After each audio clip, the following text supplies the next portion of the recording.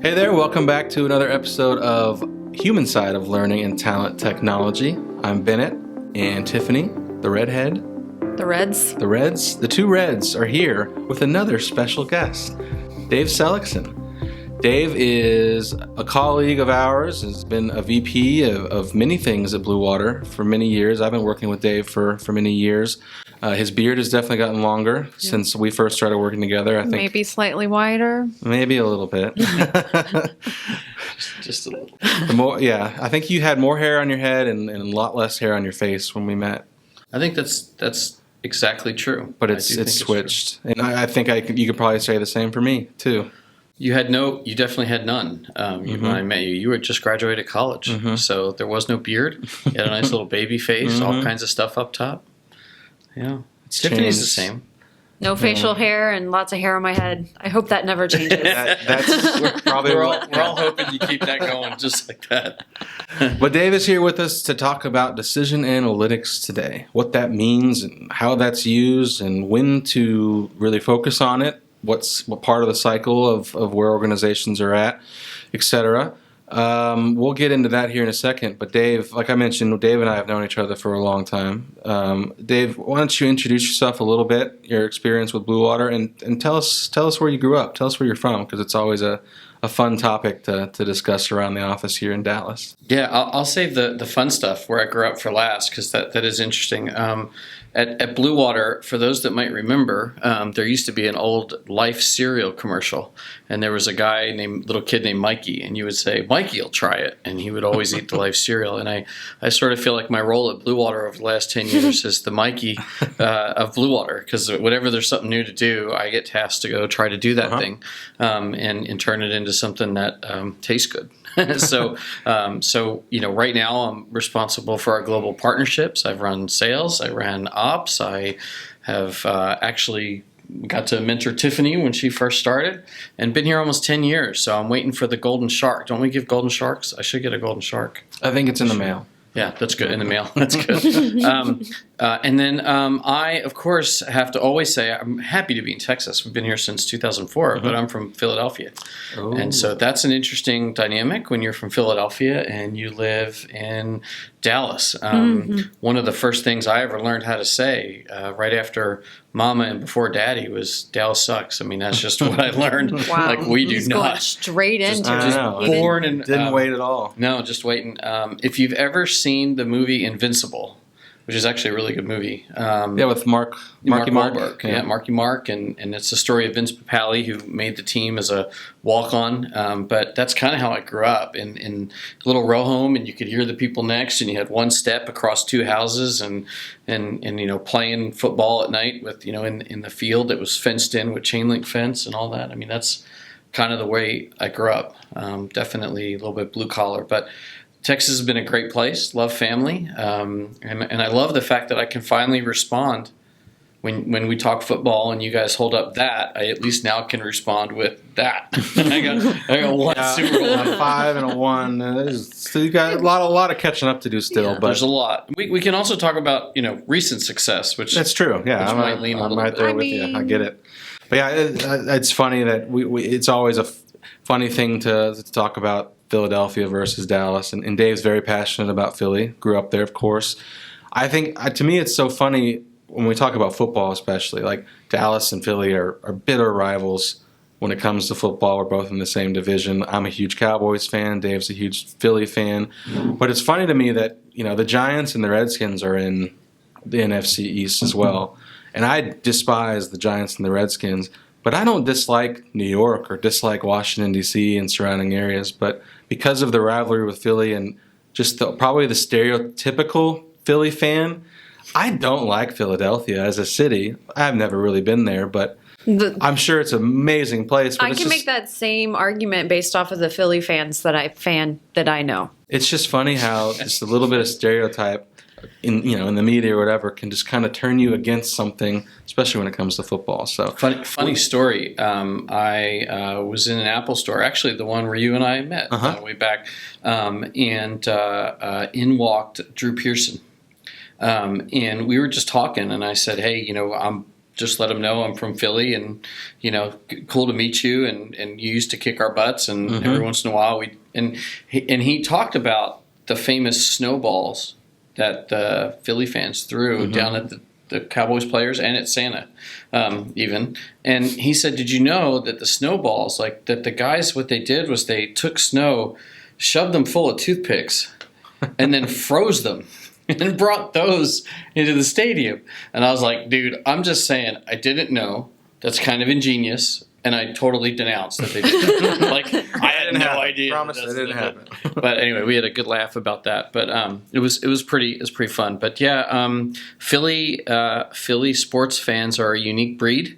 I won't say that I was probably on the dangerous end of that, but if you were sitting in the 700 level at the old Veterans Stadium, anytime was go time. Oh yeah, oh yeah. We could probably talk about that for the whole episode if you let us, but Tiffany won't let us. I will not let you. Because I'd be happy. Her eyes glaze over, and I'm like, will you guys just quit you guys talking knew they about had a real football? jail? You knew they had a real jail and a judge every Eagles game on a Sunday at the old vet. Yeah. Downstairs, they actually had a jail and a judge on hand. It wasn't just like a drunk bus or a drunk tank. It was fighting, an actual jail. Actual judge and an actual man. jail. I don't know. So maybe it's not as as much of a wanna stereotype brag about, as it is. about I my think it's field. awesome. There's the differences between us right there. Right there. But even though he's from Philly, we accept him as who he is. We love him around Bluewater, and we really appreciate you being on our podcast today. We want to dive into decision analytics. Dave, as Dave mentioned, has helped grow so many things at Bluewater and really been integral in a lot of different new offerings, new ideas, new departments, anything we do at Bluewater. Dave's been a great part of. One of them being how we offer to our clients a decision analytics workshop or framework, and really helping this determine that. If you want to know more about that, we're happy to have a conversation. But today I wanted to focus just on the general idea of decision analytics. So Dave, can you just help set us up? What does decision analytics even mean? And we'll kind of go from there. Yeah, it requires a brief history lesson, but I was asked to consider taking the reins and starting a new division of Bluewater called Bluewater Analytics. And in so doing, I had sort of some freedom to go look at other reporting, dashboarding technologies, because we were thinking about, do we want to acquire or partner with any of those reporting technologies? And as I did a whole bunch of due diligence and learned about them, I realized that there's all these great technologies that are out there, but none of them answer a very simple question, which is a business question that says, why am I collecting this data in the first place? What problem am I solving? What data do I need to solve it? And I realized that there's this context around the reporting technology that those reporting companies aren't providing. You can go get Tableau, Power BI, Cognos, all these other technologies, and they're not helping the business to determine what they need and why. And so I came back and reported to the rest of Bluewater, our leadership, and just kind of said, look, I don't think we need a technology. We need a consulting or a strategic framework. And so they said, do you want to go develop that? And I said, I absolutely do. So, I was given some freedom and spent the next, 6 months or so working through the framework, vetting it with all kinds of people that worked at Bluewater, and then finally getting to try it out with some clients. And, I just have to say, for me, it was sort of God-breathed. I mean, it was, if you've ever done something that you thought might be okay, and then you rolled it out and tried it and got feedback, and it was so much greater than I ever imagined the impact would be. And when I brought that back to Bluewater, and everybody saw how this happened with the actual client results, then we began to really expand and integrate it into everything that we do. Mm-hmm. So what does the process look like? Who's a good candidate for a decision analytics type engagement? And what do they get out of it? Yeah. I think anybody's a good candidate, because the first step is helping to identify key business measures. And so, in other words, we're evaluating the current state, identifying gaps, and understanding what would really make an impact in your business. What I like to call the so what factor. If we do this, so what? What does that do to our business? We're helping them understand the impacts of decisions they're making around people and how that translates into business impact. And so, at the steps, you ask for how it works. We look at the business drivers and identify and prioritize them. you can't address all the business drivers at once, so where do we start? And we help with that. We then define key questions that are tied to each business driver. What are the specific things that you need to be able to answer? So once answered, you can make right decisions confidently. And then what's the data that you need to collect as part of each question and answer set? And then finally, we look at how good is that data? Because if you're getting data that's not trustworthy, that you can't find, then you're not going to have confidence in the answers that you're giving. Got it. So when I go through a decision analytics process, it sounds like it's for, as you said, anyone. The focus of it can be about anything. So, for example, if I'm maybe about to make a big decision on moving to a new platform or changing software, or make a big decision on implementing new functionality in my existing platform, or expand my ecosystem of platforms.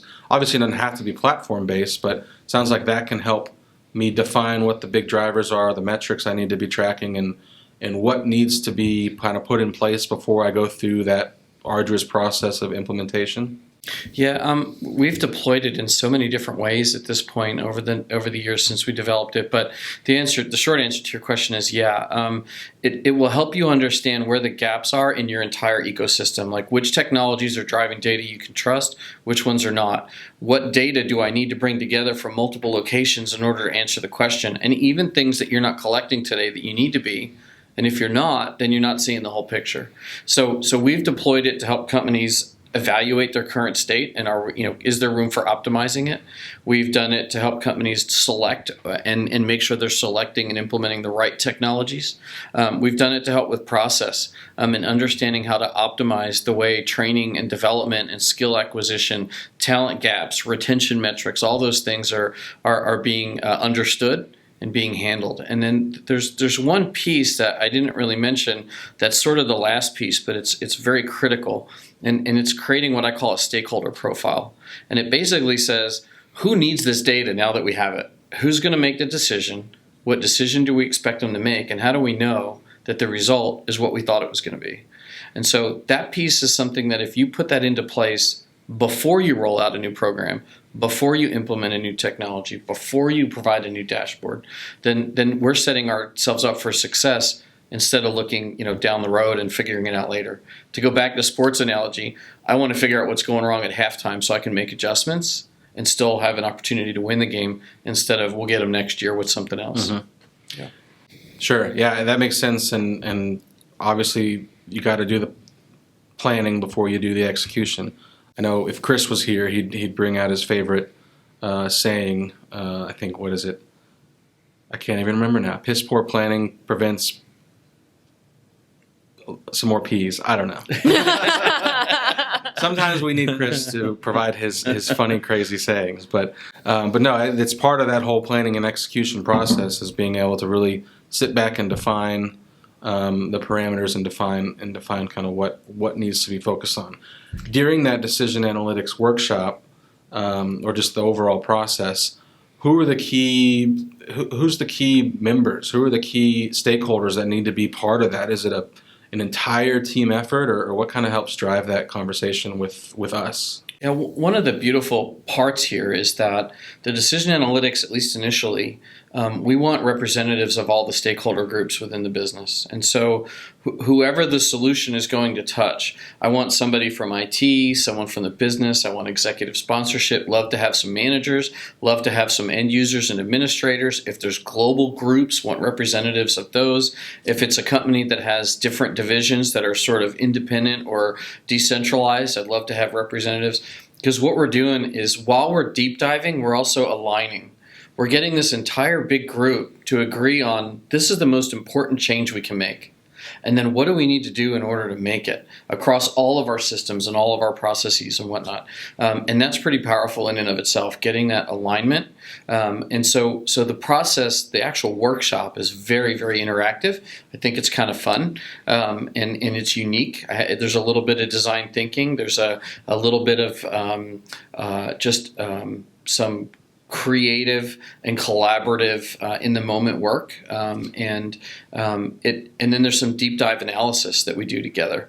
But in that process, getting everybody focused on the same thing and all working towards the same goal, that's a pretty cool outcome of the process. Yeah, that's Tiffany, I think rarely before we started offering this service or offering this idea of thinking kind of going into a large project or large decision that a client was working to make, rarely did we have the ability to bring all those people together. Yep. For instead of just hey, let's work on some business process, kind of going outside of that and bringing everyone together to hear those different groups, different needs, different metrics, all those different criteria that you just mentioned, Dave. But then with the output of putting all that together and as a team deciding what is the most important thing that's going to help drive the business or drive this particular project forward, and getting buy-in and getting the entire stakeholder group kind of on the same page. I think the other thing that's really unique about it is you get all of these people aligned. And like you said, we're talking executive sponsorship and admin or end users in the same room. And so I think from our perspective with clients, it's always been really great to see how what they're doing in the project or with the technology we're supporting, how it aligns to a much bigger picture. It's not just, did I turn on the right fields? Do I have the right workflow in that technology? You see how what you're doing here, how it impacts the bigger picture of the overall company, and everybody's aligned in that. So it's I just was here for the implementation. It's much bigger and they're making an impact in the organization. I think that's really great. Knowing exactly what that is and having that alignment among the whole group before we even get into any project or down any road with them. Yeah, the neat piece is the outcomes from the process, and to sort of tell a longer story short, I guess, we're going to come out with 10 recommendations of the things that we uncovered, and all of those recommendations are going to be how to get them to that key driver that we've identified. Mm-hmm. And so here's 10 things that your business needs to do in order to get where you need to go. And we go through each of those 10 and we get business alignment. Yeah, we accept number 1. Yeah, we accept number 2. Well, number 3, I don't know, maybe next year. We accept it, but not now. Number 4, we're just not going to be able to do that one. And so we go and figure out what all the things are of the recommendations. They commit to it, and then we work on how to help them execute. So this isn't like, oh, good, you guys just accepted 7 of the 10 things. Let us know how that goes. We'll call you in 2 years and you can mm-hmm. This is now how can we roll up our sleeves and come in alongside you and help execute those to whatever degree is needed to bring about the change that we talked about. And at the end of the day, I guess there's a phrase that I keep using. We're trying to help them draw a straight line from the decisions they're making about people to business impact, to business results. And I think there are so many companies nowadays that are, look, ROI is such a term that everybody's using, such a cliche, it's almost overused, but it's everywhere and it's true. So it's ROI. It's taking the HR group and HR kind of in a broader sense of learning, talent, development, recruiting, whatever, and actually getting them a seat at the table with data and analytics and business results. Because we know at Bluewater, that when you make right changes for people, that it does impact the business. Mm-hmm. But few companies know how to put an actual number to that, and we can help them do that. Interesting. Yeah, I've sat in on a couple of these with you, Dave, and some other of our team members, and it's amazing to see during the process the amount of kind of granularity we try to dive into, but then come back to a higher level to kind of put all of that into the higher level thinking of setting that business case, setting that what we're looking for from an ROI, and making sure that the output of this is going to impact not just the project at hand or the implementation, but the overall business, the people within the business, and how that's going to impact things going forward. So you've mentioned it a little bit, but what is the intended outcome or the output of this process? So we're going to do a few things. The biggest thing for me is we're going to identify all of our clients say, I don't know what I don't know. Mm-hmm. We're going to identify the I don't knows, right? What are the blind spots, the potholes, the things that are going to be issues at a very granular level? For example, I can have all the data, and it's going to help me answer a question, but what I don't recognize is the data is untrustworthy. And then I'm going to be going down a wrong path because I never dove deep enough to look at the data being untrustworthy. So as an example, so we're going to uncover blind spots. We're also going to help them define the impact that they can make in a business tied to that key business driver. And so we're creating almost a semi-formal business case that basically says, if you make these changes, then these are the impacts it will have on your business. And so we can go do that for 5 or 6 or 7 different business decisions, help them prioritize, and then roll out and track the impact. And as soon as something's a little bit off, we can assess it and understand it very quickly, diagnose it very quickly, and then help that business to make adjustments to get back on track. And so there's this overarching understanding that we're empowering them to make right decisions. We're creating confidence in the decisions, so it's not just throwing a blind dart anymore. Mm-hmm. And then we're also empowering them to have greater information as they operate under the new model to understand how it's changing business. Great. Tiffany, any thoughts on just the impacts that you've seen this have on your clients? Well, instead of telling my own, Dave, I wanted to ask you, what's the most surprising thing that you guys have uncovered in one of these sessions? Yeah, I would say my favorite story is it's an international restaurant chain. If you've ever driven down the highway and with a bunch of kids and you decided it's early in the morning and we got to go find a good breakfast place, you probably went there. They struggled with a certain percentage of their stores that were consistently more lower performing than others. And they would take their best managers, their best general managers, their area, whatever, and they moved them to these lower performing stores, and instead of improving, they died. Like their best went there to die. And they couldn't figure out why. And as we started to run them through the decision analytics process, we started to look at, there were actually different data sets that we needed to look at for these lower performing stores than the 75% of most of their other stores. 75%, they have the same people every Sunday after church. They don't have high turnover. They have people that are tenured, like wait staff and cooks that are tenured and don't leave. They're there for a really long time. It's very stable, and you can almost predict exactly what's going to happen. Mm-hmm. The other 25% of stores, the ones that were struggling, were typically near inner cities. And the one in particular that we used as a use case that sort of springboarded us into this, they have a bus schedule, and the last bus from this store that the employees can take to get back home into the inner city left at 7:30.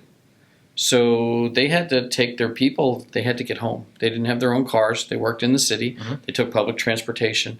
There were certain dynamics that we coined, the group of us coined it as external friction. There were things like socioeconomic, like high turnover, like they might never see the same person twice. And so the end result of all that, of understanding that this group of stores has a very different dynamic than the majority of them, was that they created a different model for how to grow leadership in those stores, growing it up from within. So they were already used to the environment and those external friction factors that played on it versus the way that they develop people for the rest of the business. So that was kind of a fun one and pretty surprising. And it was really cool because we had their senior leadership at the C-suite level around HR and talent. And when we uncovered it together, when we saw that, he just sat back and threw his tablet on the thing and threw his pen down and he went, I never realized that. What do we do about that? And then we got to go dive in and solve the problem together. So that was pretty cool. Yeah, that is really cool, thinking about just uncovering those types of things that have probably plagued them or been misunderstood by them for so long, and just going through this process helps uncover things you normally wouldn't even think about as a business, that some external factors or whatever it may be. But that's interesting. And Tiffany, I'll give you a 9 out of 10 for the deflecting of my question. So it was pretty good. I like it better when he tells the story. It was not unexpected on my part either. I was ready for that one. Yeah, it was 9 out of 10 for both of you. But no, so we've gone through a lot, I know, and decision analytics is a big topic and a big thing to go through. what additional final thoughts or anything additional that you want to add to that we may have missed about the process? Before, when we talked about everybody aligning to one kind of business driver, you think of groups that have a mission statement or whatever, or they sort of have a benchmark idea, and as we get into the granularity, like literally we're looking at a data point in a system. We're still looking at why that's important in light of that key thing. We're holding it out front the whole time. And as we continue to remind people, it's almost like we're building a habit. We're building a habit within the business to start making sure that they're paying attention to the impact that it has on the overall business. And so I really like that. And then, just for me, there's one sort of analogy that sort of floats to the top every time I talk about this. And you think about if you're not very mechanical and you're not you're not an auto mechanic, and I am not one. I know how to do a couple things, but I am not one. Though I did, with Chris Poirier, who works here, once change out an alternator in an old town and country minivan that got stuck on the side of the highway with no tools and by hand. Wow. One tool. Took us only 4.5 hours on the side of the road in Denton. We did it. Your analogy? Yeah. Oh, my analogy. Sorry, I got sidetracked. I got proud of that moment. I know, I'm sorry. So your car starts making these noises, pinging, grinding, whatever. And sometimes we just I don't want to deal with this. I'm just going to ignore it. And I'm going to keep driving. Guess what? Sometimes your car just keeps going. And sometimes it gets worse. And sometimes you get stuck on the side of the road at the worst time. Other times, you know enough to at least lift up the hood. And you just kind of look in there, and you might even lean forward a little smoking? bit. Nope, Yeah, good. no All right. smoke. There's a belty thing, and it looks like it's fine. I don't see any loose wires. And then you might close the hood, and you go drive down the road. And then every once in a while, you go get that buddy that knows more than you do, but not enough. But he might even crawl underneath. He might. In my case, that's a husband. There you go, a husband. Yeah, he might wiggle some things. He might check a fluid or two, and then eventually you might take it to the mechanic and actually pay somebody to diagnose it. And to varying degrees of success, I think that's kind of what businesses do. Is sometimes they don't even know that they have a problem. They just ignore it, or they know that there's something there, but they don't really have the ability to address it. And so the decision analytics process is a way for us to sort of painlessly and quickly come in and help diagnose some issues, and then present sort of a business case of things that you could do to have a positive impact to get that vehicle up and running and maybe even supercharge it a little bit. So, Dave, that analogy is perfect. And one tiny thing I want to add, for me, it's hard. I don't take the car to the mechanic because usually when I try to explain to my husband what's happening, he's like, what are you talking about? Like, that doesn't make any sense. And that's kind of this way for clients too, is maybe they don't know how to explain what their problem is or be able to pinpoint it, but they know that it's not right, but they don't know how to even begin to articulate what's not right. And it sounds like you're coming in and helping them show them the what. Yeah, I think that's fair. I mean, I don't, you might want to share some of the noises that you tell your husband that the car makes. Nope, not going to happen. So you're saying there's a lot of organizations out there that just put some duct tape over the check engine light, and so they don't ever see it anymore. Yeah, and actually, if you put 'Cause I black definitely used to electrical do that tape, it's on my better. first car. Because tape shows, but black electrical tape. Good to know. Yeah, and I had one guy who took a really small drill bit, and drilled a hole through the little glass thing, and popped the bulb behind the check engine thing. Yeah. That's next level. That's next level. I just did my first car when I turned 16 was a bit of a beater, and the check engine light was on more than it was off. So I learned very quickly that it bothered the heck out of me. So I just covered it up with duct tape, and You know what that tells me? It tells me a couple things. First, it tells me you have good parenting, because your first car should be a beater. yeah. And anybody who's getting the Mercedes or the BMWs as their first car, whatever, not happening, not helping. But I appreciate that. And the second thing it tells me is you've probably grown a little bit since then. I may have learned a little bit about cars. A little bit, yeah. Just a little bit. Not to ignore that check engine light. Right, yeah. Well, luckily these days cars don't, or at least the cars I've had since then, the check engine light doesn't come on very often. But That's Gotcha. because they're new. Yeah, It's not no. because they don't have one. I've got one that I know which gas station, depending on where I fill up, it's going to go on or go off. It's something to do with the ethanol content of the gas or whatever. I know if I go to a Shell station, it'll go off, and I know if I do it at like a racetrack or something, it's coming back on. And when I've taken it to the mechanic, it's like, oh, it's your O2 sensor. It's always an O2 sensor. Everything is an O2 sensor. Yes. They're all over the place. So if I got to get inspected, I go to Shell. I fill up. I go get inspected. I'm good to go. There we go. Well, Dave, thanks so much for joining us. It's been great diving into decision analytics. We will put, or I'm going to put a link to our decision analytics page on our website for all those interested in kind of learning more about the process. There's even a little animation figure of Dave, essentially. We might have to make its Kind of. beard a little longer now, I think. A little wider too. So if you didn't catch us on YouTube, you can kind of see the animation version of Dave on that link. But no, check us out. And if you want to learn more, we're always here to talk more and kind of dive into what your specific problems may be. So check out on the website. There's a contact form on the website as well, or reach out to us directly. Tiffany and I and Dave are all three on LinkedIn, and be happy to start a conversation. Hope you enjoyed today's podcast. We look forward to bringing more great content over the next few weeks about learning and talent and the human side of technology in learning and talent and just everything going on. Hopefully a little bit more fun, a little bit more laughs, and maybe we'll get Chris back one day. We'll see. Maybe not. But I think we hit the lottery with Dave this week and being able to dive into that. So we really appreciate the time.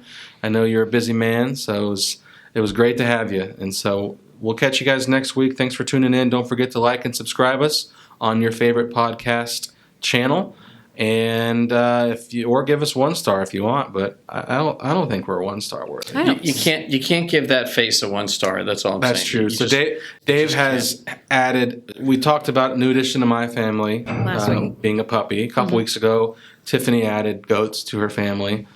Dave actually added a real human being to it in the form of a grandbaby, a cute little grandson. So he's got a mug that has lots of family pictures and mostly highlighting the grandson, but definitely his daughter and the dad and some aunts and uncles and aunts and whatnot. So.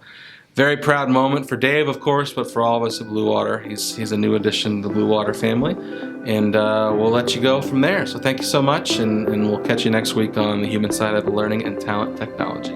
Thanks.